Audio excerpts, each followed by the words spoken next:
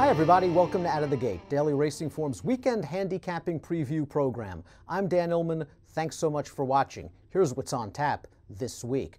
Belmont has 4 graded stakes races on the schedule. Unfortunately, we're looking at some wet weather. We'll cover 3 of those races here on Out of the Gate. The Grade 2 Peter Pan Stakes for 3-year-olds, the local prep for the Belmont Stakes, the DRF.com Formulator Race of the Day, the Grade 1 Man o' War Stakes on the turf, the Grade 3 Beaugay Stakes for fillies and mares, also on the grass. We'll also head on out to Santa Anita to discuss the Grade 3 Lazaro Barrera Stakes for 3-year-old sprinters. Nicole Russo's Pedigree pick this week, down at Churchill Downs, race number 5. Jonathan Kinchin will have a multiple race play as well, and Craig Milkowski's Time Form US Spotlight on one of the undercard races at Belmont Park. We'll also have our Best Bet segment at the end of the program, but it's now time to break Out of the Gate. We begin Out of the Gate with our hot topic. We also begin Out of the Gate with our in-studio handicappers. Matt Bernier, Mike Beer. The hot topic, of course, is the Kentucky Derby. Always Dreaming, a deserving Derby winner. Let's take a look at Always Dreaming. Splash home under the Twin Spires at Churchill Downs. He did all the work, Matt, on the lead.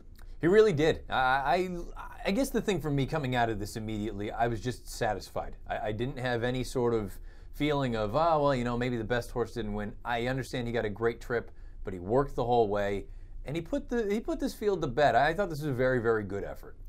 Mike, it was a little bit disappointing that there wasn't a lot of closing going on, other than looking at Lee, who got just a beautiful ground-saving ride under Corey Lannery to easily be second best behind Always Dreaming. But there wasn't a lot of running going on in behind. What did you think of Classic Empire's performance? A lot of people are saying he was compromised severely by trouble, and he's the one that Always Dreaming has to worry about as it pertains to the Preakness. I think that that's probably true when we get to Pimlico next weekend. That's probably the horse he has the most to fear from. I don't know. I'm sort of torn on the Classic Empire Derby performance. He obviously had trouble at the start. I think it cost him position in the race, and maybe that cost him ultimately, I don't know, maybe even a second place finish in the race. I don't think he was winning, and I got to be honest, I know that it seemed like a track that was tough to close on. I wanted to see him finish a little bit better in that race. I didn't like his finish at this stretch, but I suppose he could do better next weekend. Gents, whenever we have a Derby winner, we start dreaming Triple Crown. It's just natural. Matt, do you get the feeling that Always Dreaming is a true Triple Crown contender, or is someone going to bite him in the Preakness or in the Test of the Champion, the Belmont? Classic Empire coming back in the Preakness, and Chad Brown's got a new shooter. We know that new shooters don't have a good recent record in the Preakness. This cloud computing is pretty good. And I also kind of look at the new shooter thing this time around as a little bit of a misnomer, because this horse, Cloud Computing, could have run in the Derby. He earned his way in, and they just chose not to go. Look, Always Dreaming, he checks a lot of the boxes. He has that good tactical speed. He can go to the lead if it's given to him. He can sit off of a target. Distance doesn't look like it's going to be a problem. You see his gallop outs in all these races are just enormous.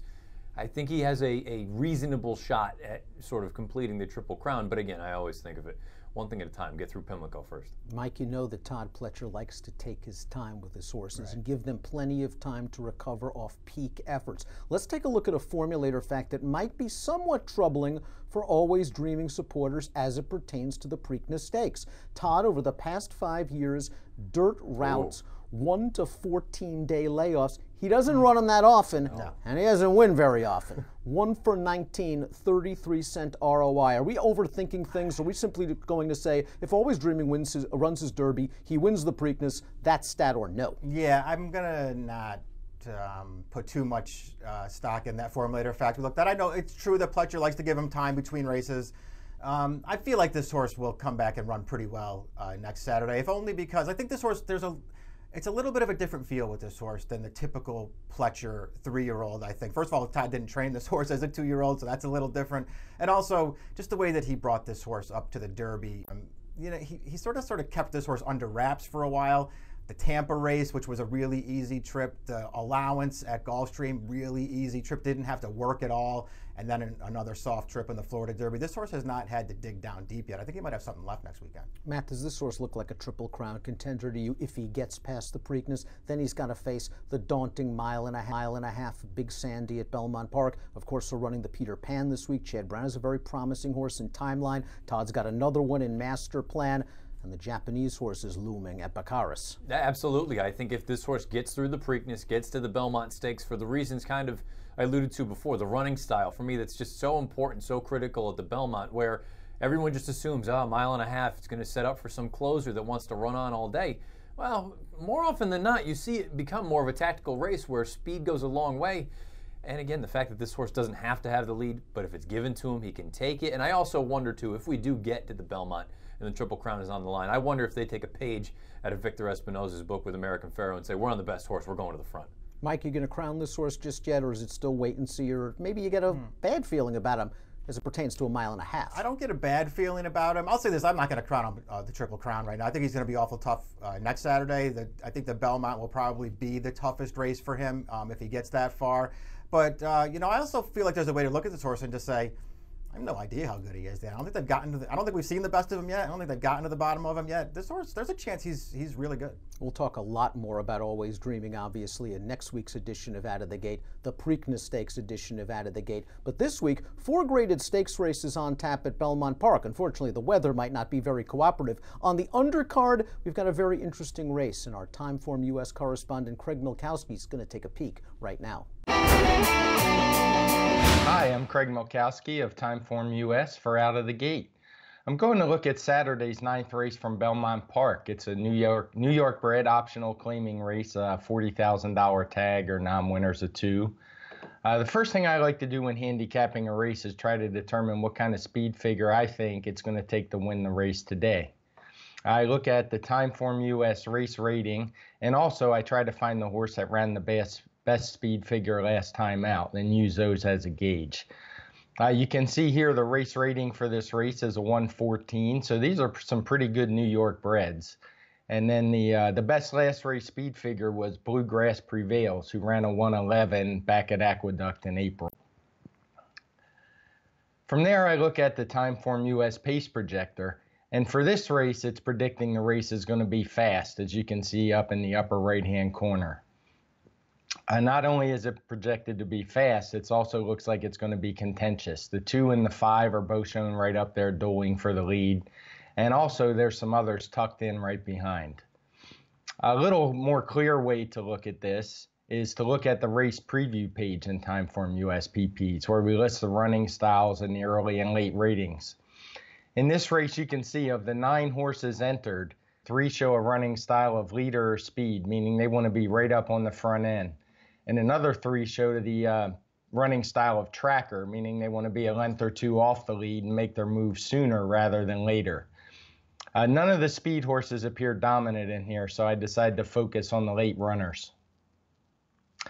The best Timeform US late speed rating belongs to number 3 Eden Ridge, shown last in the pace projector by a pretty good margin. But he's a plotter turning back from route races and will probably leave himself too much to do. He also hasn't been in the best of form lately. His last 2 are below average for him. The horse I'm interested in is a horse who should be number 6, Nobody Move, when the program numbers come out. He's a horse that can stay close enough to a fast pace and finish, and he had a hidden excuse in his first start back from a layoff. You can see the layoff in our PPs by the blue line. What happened that day is it was just a really slow pace against some good horses. He was 3 lengths off of it early, dropped back a little bit, and he just couldn't make a run late. They were running away from him. You can see the pace figures for the race went from a 94 to a 98 to a 105 to a 112 at the wire. That makes it really tough on those behind. He's shown in the past when he gets a fast pace, he can lay close enough. You can see his start 4 back at Belmont at this same 6.5 furlong distance. There was a fast pace. He was only 3 lengths off of it, and he closed nicely for a 108. The 108 and 111 also show he can be competitive here. I showed earlier where a 114 is probably what's needed to win this race, and seeing how he was only a 3-year-old back then, a 114 should be within his scope. I also like to look a little further back, and I pulled up the chart from this race in the Timeform US charts. This is an abbreviated version I'm showing here. You can see it's been a pretty strong race. Timber's come back to win 2 races since with better speed figures. Dr. Shane ran 3rd, but he did improve his speed figure, and Khaleesi ran a good 2nd in his next out, even though his speed figure regressed a little bit. It was in similar class. So it was definitely a strong race from the class, for the class. So all that said, Nobody Move is a horse that I'll be focused on Saturday for Belmont's 9th race. Now back to Dan for more Out of the Gate. Thanks to Craig for his analysis. We'll move on this week's edition of Out of the Gate with one of 4 graded stakes races at Belmont Park on Saturday. It's the local prep for the Belmont Stakes. It's the Grade 3 Peter Pan. Here's the look at the field with the morning line. And remember, for expanded stakes previews, head on over to video.drf.com.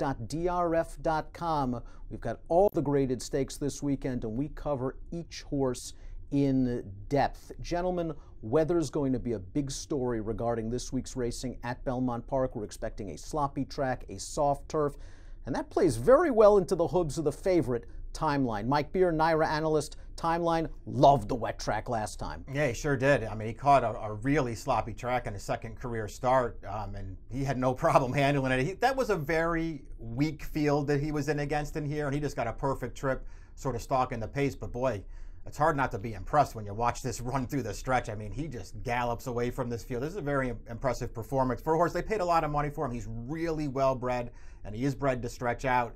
And you know what, Dan? I liked his debut just fine. I think this is a good horse. Timeline earned a 101 Beyer speed figure in this performance we're seeing right now, Matt.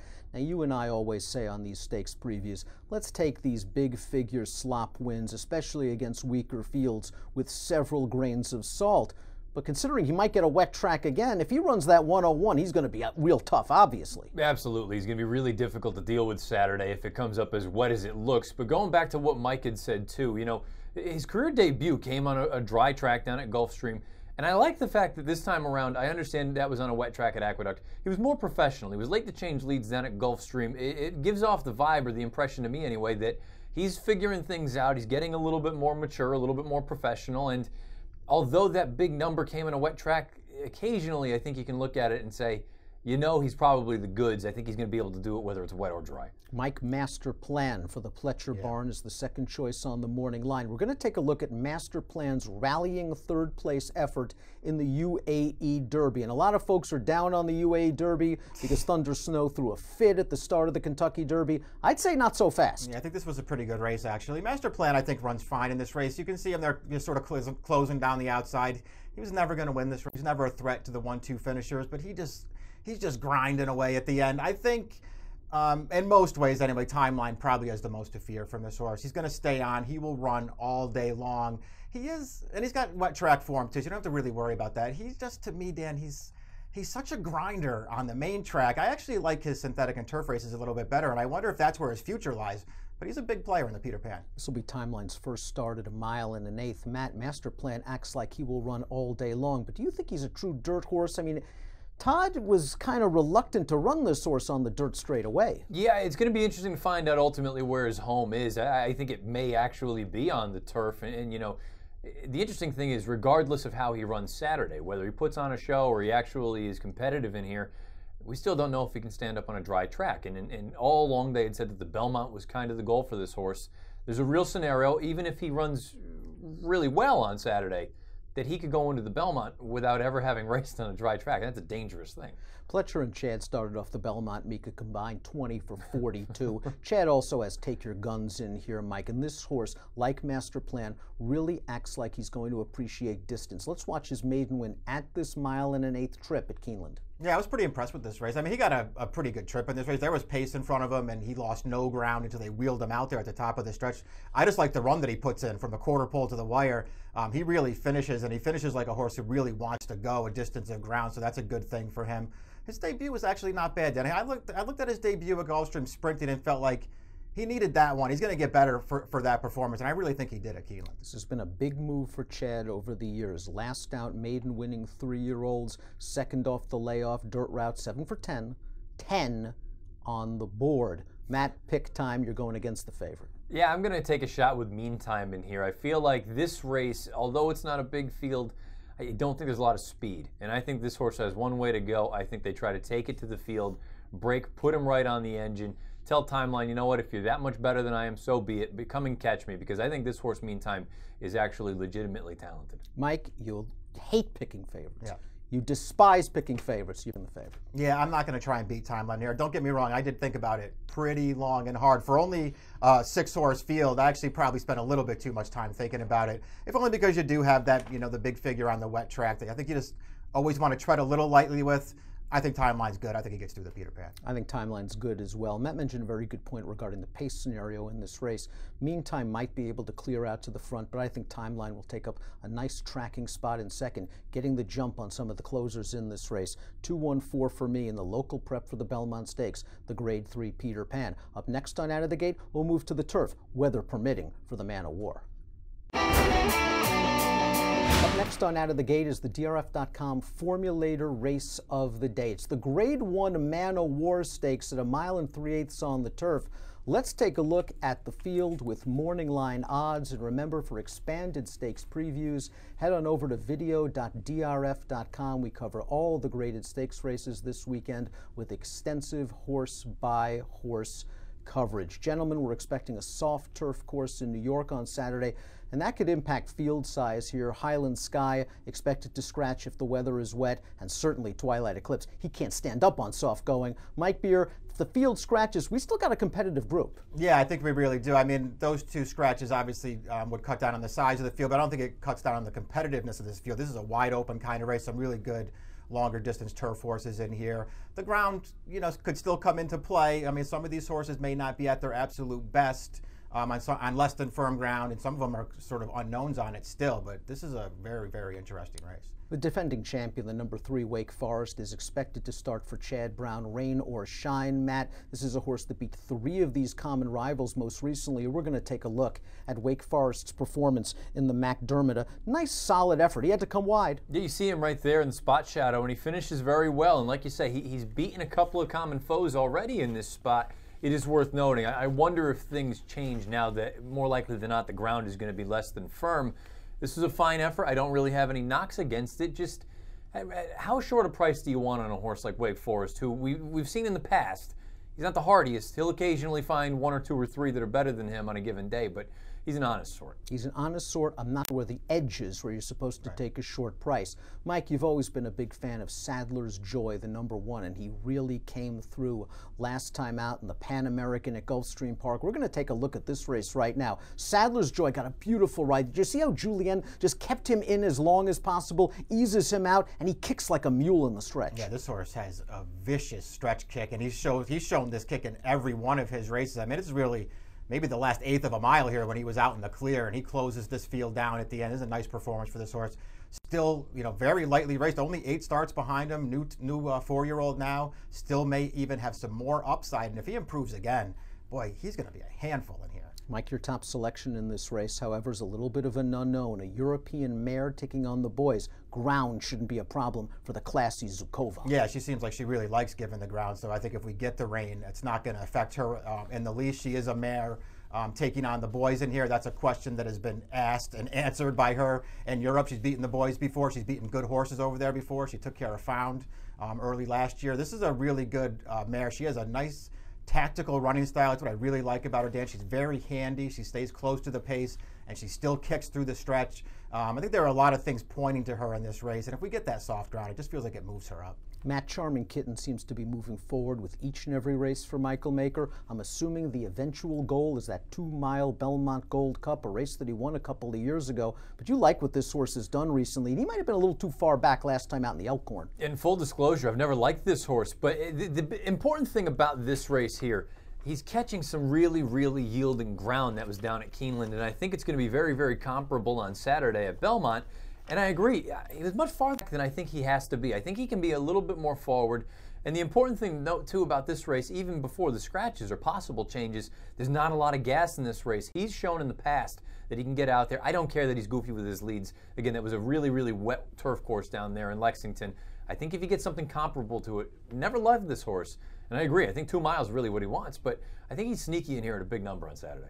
I'm a glutton for punishment, so I'm going back to the number 6 Patterson Cross, who's been beaten by a few of these horses in recent races, but I just think he seems to get the wrong trip each and every time. Most recently in the Pan American, he got beat a neck. He somehow was 4 wide on the second turn, 4-5 wide turning into the stretch, and he still punches on in the lane. Distance isn't an issue, and he's really improved since Belmont put the blinkers on. And I wonder, with all the ways you can go from a wagering standpoint, that maybe Patterson Cross is the one that's lost in the shuffle from a wagering standpoint. I'll give him one more chance in here. 6, 1, 8, and 4 for me in the Man of War. We're going to take a quick break. When we come back, the Bogay for fillies and mares on expected soft turf.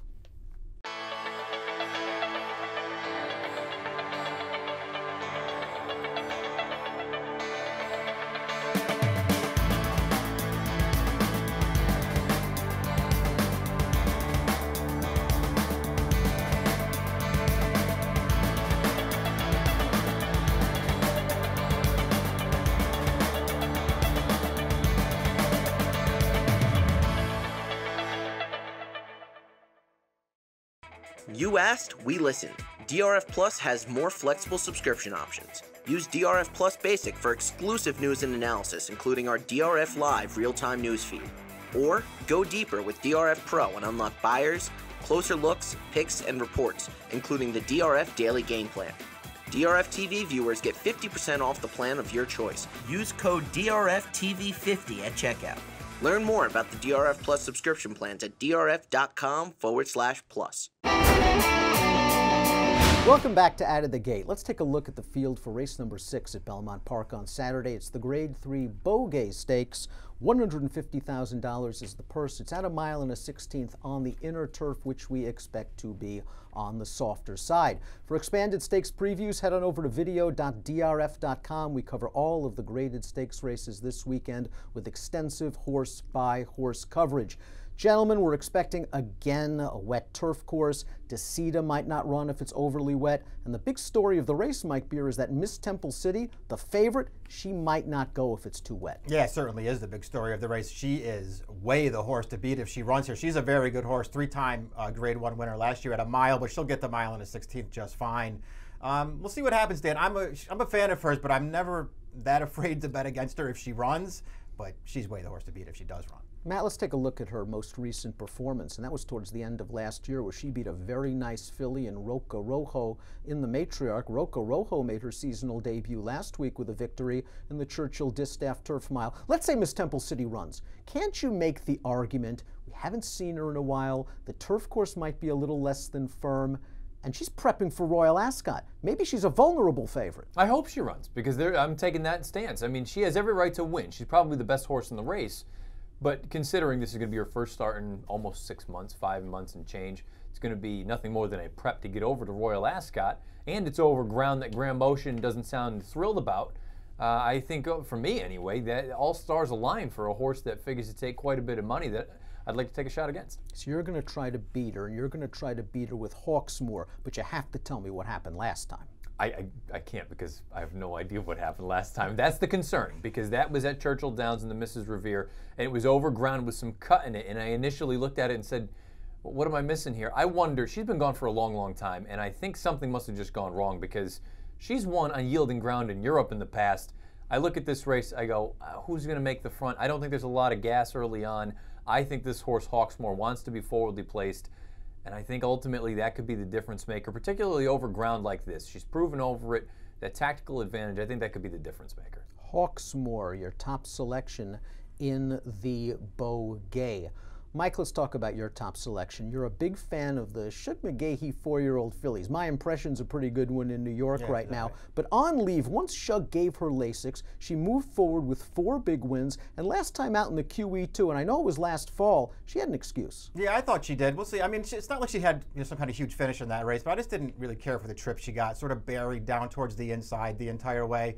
Never even really got clear through the stretch, always in between horses as she tried to rally, and she just didn't kick that hard. I'm not going to hold that race against her. I actually feel like she ran fine in that race, and as you point out, she had gotten really good last year. Shug gave her Lasix. She just went from strength to strength in those races and kept winning. She did it with different running styles, on the pace, off the pace. She tracks the pace. She'll do whatever you want with her. Little given the ground seems like it's okay for her too. I'm going to hope that she's ready off the layoff here at a little bit of a price and can kick off her 4-year year in the right fashion. And we all know that these shug horses, they seem to get better with maturity and distance.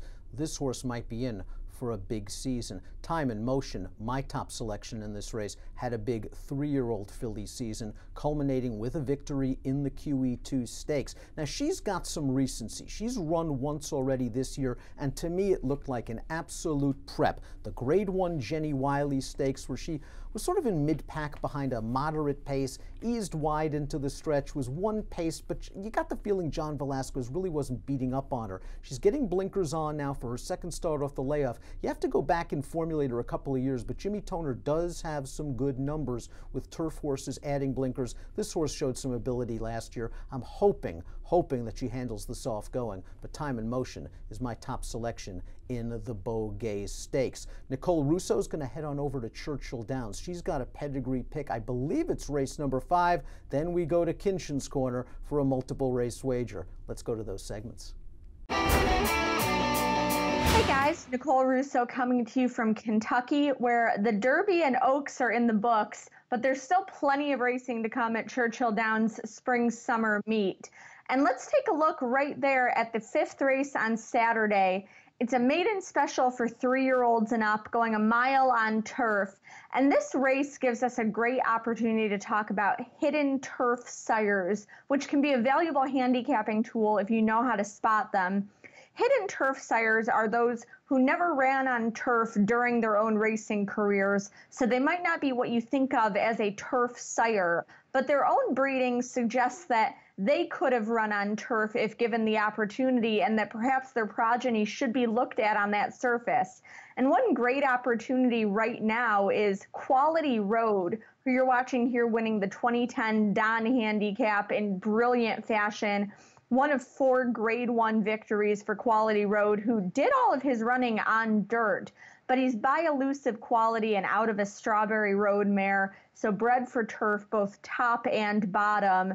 And while he has had very good dirt runners, such as recent Kentucky Oaks winner Abel Tasman, he is living up to that turf side of his breeding with runners like Breeders' Cup Juvenile Turf winner Hootenanny, Grade 1 winner Illuminant. So you do want to give his foals an extra look when they're trying turf. And he's got 2 entrants in this spot on Saturday. 5th title in his only outing on turf so far. He finished a good 4th off a layoff, and all 3 who finished ahead of him came back to win. So coming out of that key race, he definitely merits a look, his second try on the surface. Quality Road's other entrant here is Master Marion. He's finished 2nd in all his outings on turf, beaten less than a length each time, and he ran a very good 2nd at Belmont to Made You Look, who came back to be a graded stakes winner. So a lot of quality there, I think, for Master Marion. Both of Quality Road's entrants in this race Saturday bear watching. Another good example of a hidden turf sire is More Than Ready, also a Grade 1 winner on dirt during his own racing career. But the son of Southern Halo has turned out runners like Breeders' Cup winners Regally Ready and Pluck. He's a phenomenally popular shuttle sire in Australia, where, of course, turf breeding is the focus. And More Than Ready has a very well-bred runner in this race on Saturday in Shirl's Ready, who finished a good 3rd at Keeneland last out when stretched out to a mile. I think this one is appreciating the distance, certainly bred for it, being out of a full sister to Breeders' Cup filly and mare turf winner Perfect Shirl, and from the immediate family of Grade 1 turf winners Lady Shirl and Shakespeare. And lastly, I want to take a quick look at Zip Van Winkle. Trying turf for the first time, this is a son of City Zip, who's one of the most underrated and versatile stallions out there right now.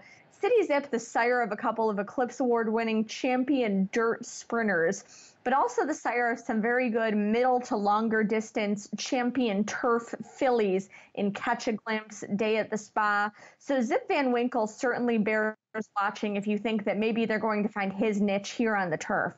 That's all for this week. I'll be back next week to bring you a closer look at the Preakness Stakes card from Pimlico. And for now, let's get you over to Jonathan with Kinchin's Corner. Hey everybody, welcome to Kinchin's Corner.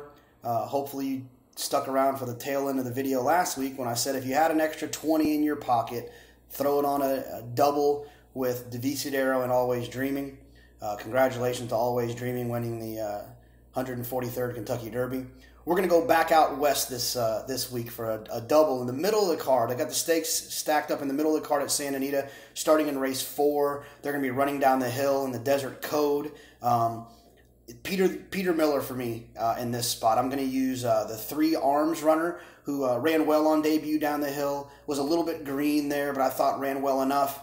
And then I'm also going to use Big League, who was kind of outside on a track that I thought was favoring the inside that day. He's going to go first time turf. One of the things I really like to do is when I'm at Timeform US, I'll click on the ratings. The rating is right underneath the breeding, and you can see a lot that's going on with some of the siblings, and you'll notice that the fastest Timeform figure that any of the siblings have run has been on the grass. It's kind of a little cheat that I'll use to let me know that a horse could act on the grass.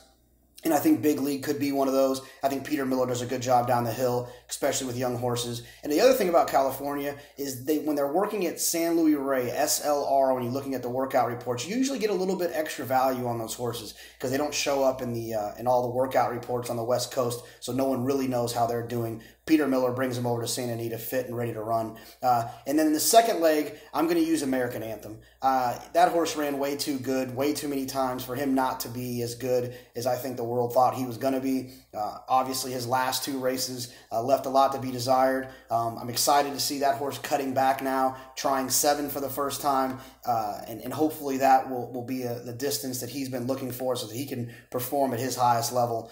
So for me, I'm going to use the 2 Peter Millers down the hill, American Anthem in the second leg in the Lazaro Barrera, and hope that all works out. Aristocratic is going to have to show up another day for me with all the turmoil that's been going on with his connections, switching from the Doug O'Neill barn to Simon Callahan, and I'm going to go with the rail horse Bob Baffert and American Anthem Mike Smith. Good luck, and we'll see you next week. Take a look at the field for the feature race at Santa Anita on Saturday. It is a nice sprint for 3-year-olds, the 7-furlong Grade 3 Lazaro Barrera Stakes. $100,000 is the purse. Gentlemen, the story of this race is what are we going to get from the number 1 American Anthem? Matt, this is a horse that began his career with a lot of hype. He ran so well against Gormley in only his 2nd lifetime start. Then Bob Baffert shipped him to Belmont Park, where Baffert normally makes hay. And this horse stunk up the joint.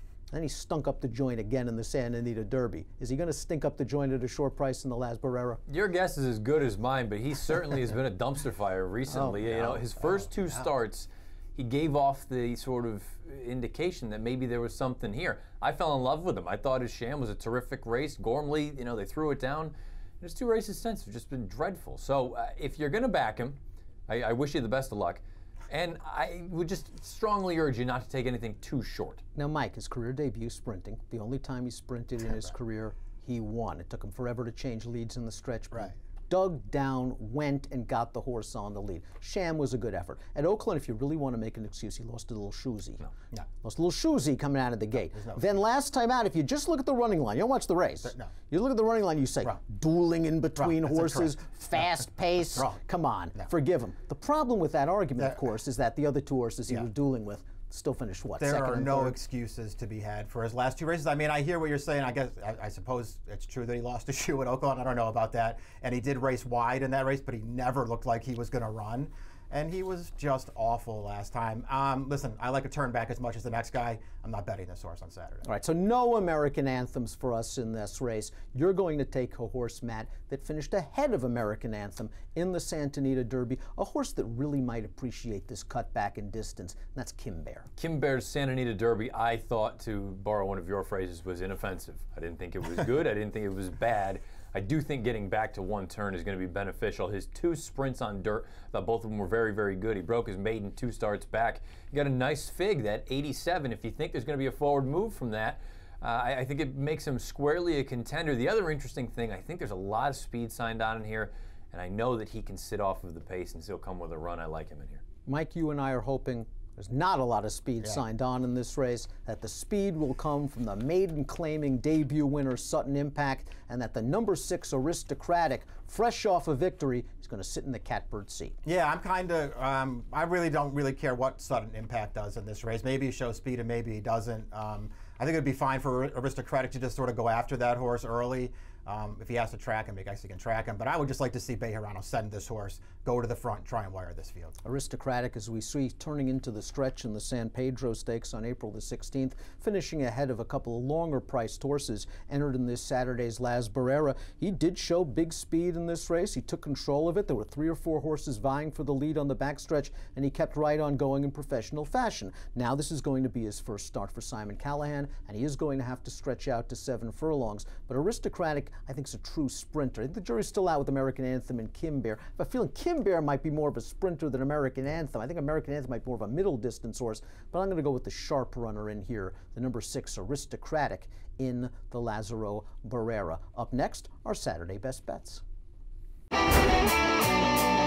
Time for our Saturday Best Bets. Matt, we'll begin with you. You like Santa Anita. You like the Boston Red Sox. Of course, you're going to pick Big Papi. That's not why, though. Race 7, Santa Anita on Saturday. Now winners of 2 lifetime. 5.5 furlongs. The far outside is Big Papi. The blinkers go on. This horse has only won when he's outright on the lead. That was his career debut at Tampa Bay Downs.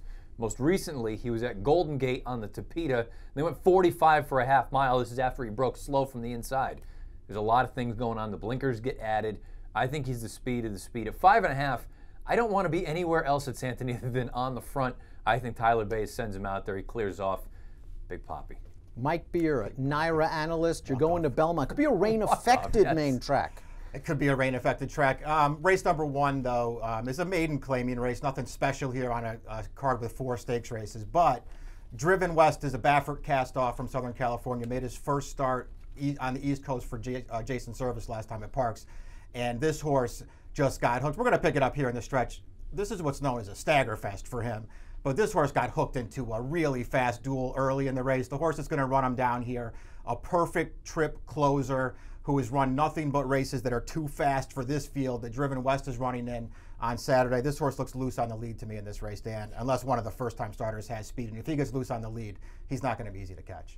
I'll also stay at Belmont. Race number 10 is the Grade 2 Ruffian for fillies and mares, going a 1-turn mile. And Barra Gold's pretty automatic on a wet track. She's 5 for 5 on wet tracks. She's 0 for 10 on fast tracks. I'm not going with Bar of Gold. It's been going that way for me for the last few weeks.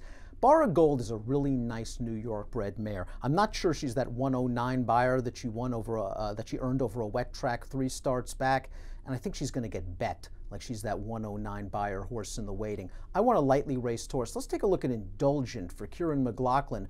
Her most recent performance in the Distaff handicap at Aqueduct. It was her first start off a little bit of a layoff, and I think she might have moved a bit too soon. She was gearing up on the turn to go after the pace setter, the Pletcher runner, Clip the Coupon Annie. Highway Star, who's also in this race, is bearing down now on Indulgent, but I thought it was a good, solid performance for Indulgent, who was up close to a solid pace and was still hanging around in the end. This is going to be her second start of the form cycle, and that's kind of foreign for Indulgent. A very lightly raced filly that's had her shares of aches and pains. I think Kieran's got Indulgent good. I think she's going to get the jump on Highway Star and Bar of Gold one more time. She's by Bernardini, a noted wet track influence. Indulgent, my top pick. I'll take 3-1 on her in race number 10 at Belmont, the Ruffian. That's it this week for Out of the Gate. We thank you so much for watching. Best of luck this weekend when your horses break. Out of the Gate.